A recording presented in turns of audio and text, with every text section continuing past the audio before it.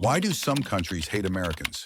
I've uncovered 10 nations that can't stand them, places with deep history, stunning landscapes, and one thing in common: they want them gone. But why? Is it politics, past grudges, or something totally unexpected? I'll prove this isn't just talk. I've got a list pulled straight from today's global tensions. After weeks of research, here's the truth: why they're mad, what's fueling it, and what happens next. Stick around. Some of these reasons are wild. If you want to know more facts about this world, make sure to subscribe to the channel. Now let's dive into it. Number 10, Egypt. Egypt's a land of 114 million people, stretched across 386,000 square miles, known for its ancient pyramids and the mighty Nile River. In 2025, polls show over 80% of Egyptians dislike Americans. Pretty strong feeling. Why? They point to decades of U.S. support for tough rulers like Mubarak and Sisi, who cracked down hard on dissent.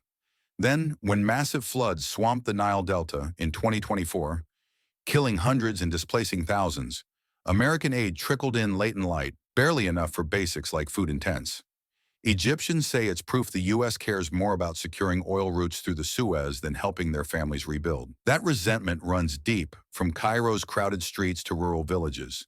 So what happens if an American steps off a plane in Cairo or Luxor today? They're not banned, but it's dicey. Most Egyptians won't start a fight. Hospitality's still a thing. But an American could face cold stares, sharp words, or worse if they flash their passport in the wrong crowd. Say they're snapping pics at Giza, and someone overhears their accent. Locals might mutter about arrogant foreigners, or even confront them, asking why their country left Egypt drowning. In rougher spots, like back alleys or protest zones, it could turn uglier.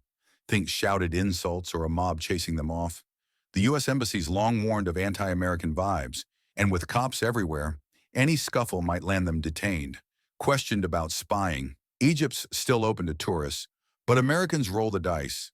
Hostility's in the air, and it's personal. Number 9, Pakistan. Pakistan's a country of 243 million people, packed into 340,000 square miles, a land of rugged mountains, sprawling cities, and the Indus River cutting through it all.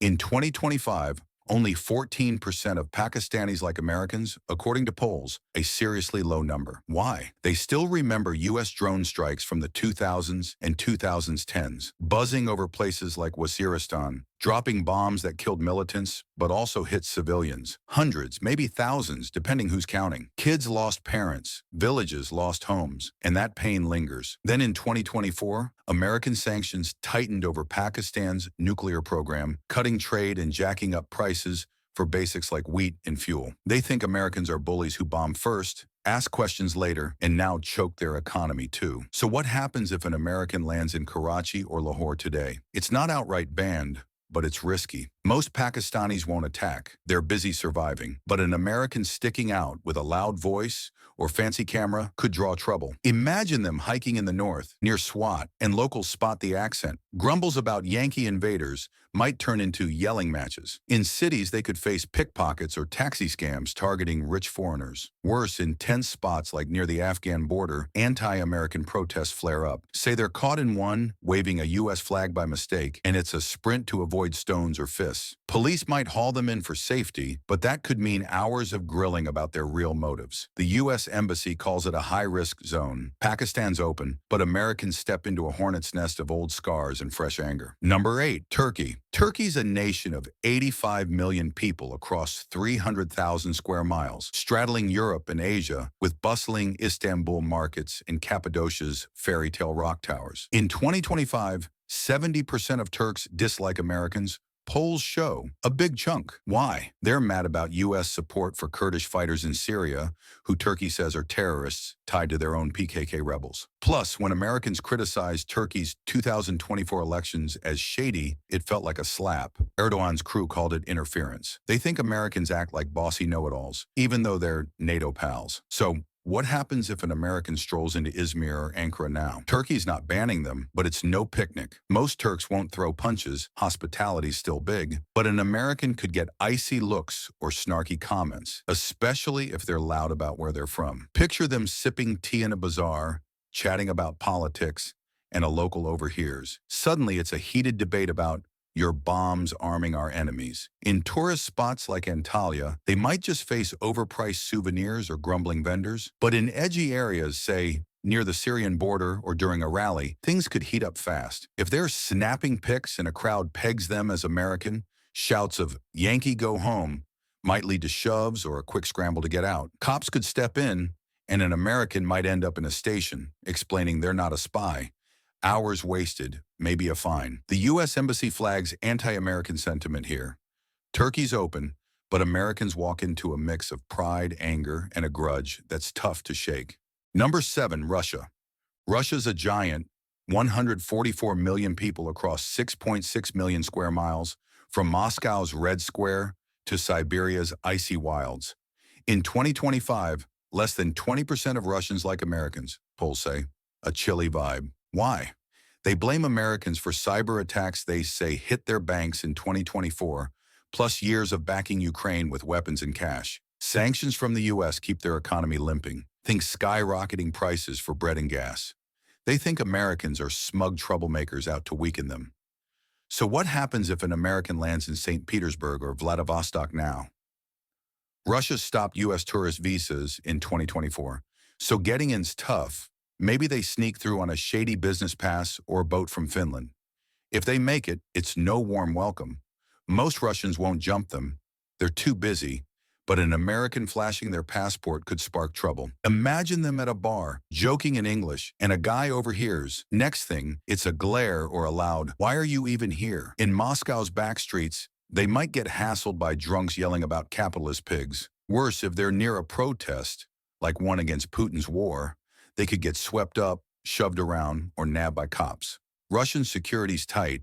An American might face hours of questioning, accused of stirring dissent, maybe even deported after a cold cell night. The U.S. Embassy's warnings scream, "Don't go." Russia's open only to the reckless, and Americans step into a storm of suspicion and old hate. Number 6, Venezuela. Venezuela's home to 28 million people across 353,000 square miles, a place of lush jungles and towering angel falls. In 2025, 65% of them dislike Americans. Polls show a solid majority. Why? They pin their wrecked economy on U.S. sanctions since the 2010s, which got tighter in 2024 after Maduro's regime ignored election calls. Stores sit empty, gas lines stretch for miles, and inflation's through the roof. People can't buy bread or medicine. They think Americans are heartless, choking their country to force a government swap. So what happens if an American shows up in Caracas or Maracaibo now? It's not banned, but it's a gamble. Most Venezuelans won't attack. They're too worn out. But an American could hit a wall of bitterness. Picture them haggling at a market, dollars in hand, and a vendor snaps, "Your country did this to us." Prices triple on the spot. In rougher zones like slums or border towns, they might face jeers or petty theft, kids tossing stones at gringos. If they stumble into a pro-Maduro rally, waving a camera, it could get dicey. Shouts of "Yankee imperialist" might turn into a crowd shoving them out. Or worse, a run-in with armed colectivos who don't mess around. Cops could grab them too,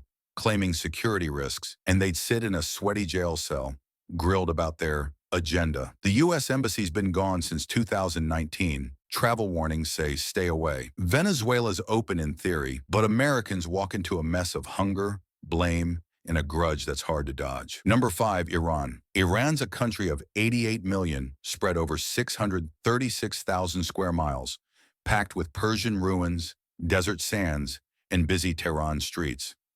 In 2025, 75% of Iranians dislike Americans, polls say. A hefty number. Why? It kicked off with the 1979 revolution, when ties snapped, but 2024's nuclear talks collapse, and fresh U.S. sanctions piled on the hurt. Think power cuts and medicine shortages.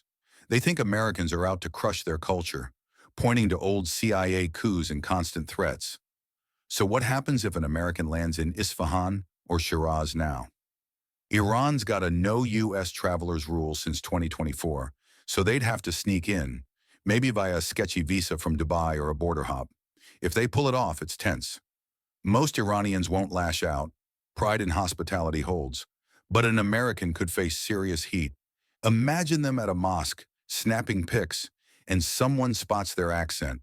Whispers turn to shouts of, "Enemy spy." In a bazaar, they might get stonewalled, vendors refusing sales with a scowl. In hotspots like Qom, hardline crowds could corner them, demanding answers. Fists might fly if they don't talk fast. The real kicker, Iran's security forces, Revolutionary Guards, patrol tight.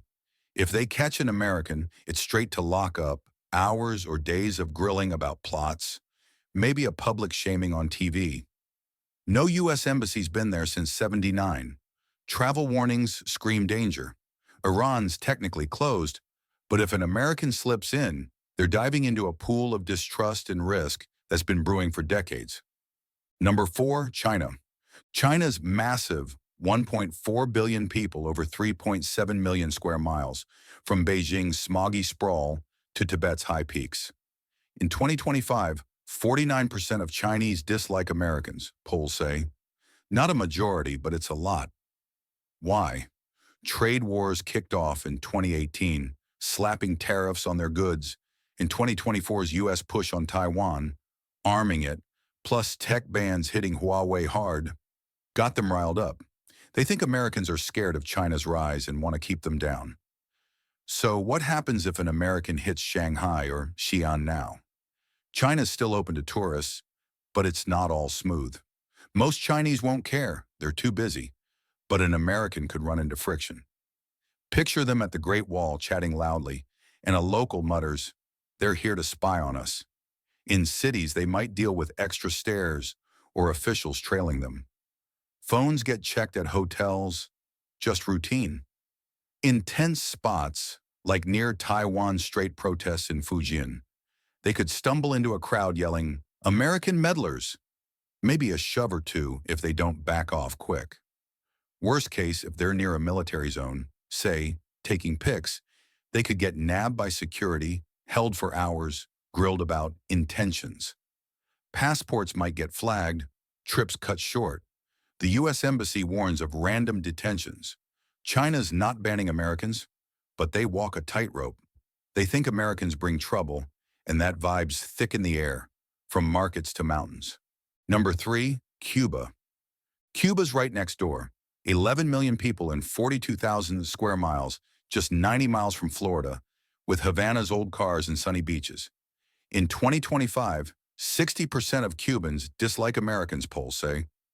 A big share. Why? The U.S. embargo's been squeezing them since the 60s, and in 2024, tighter rules slashed food imports and jacked up prices. Think bare shelves and no medicine. They think Americans are cruel, keeping them poor to punish their system. So what happens if an American lands in Varadero or Santiago now? Cuba banned U.S. tourists in 2024, so they'd need a workaround, maybe a boat from Mexico or a fake ID dodge. If they get in, it's tricky. Most Cubans won't start a fight.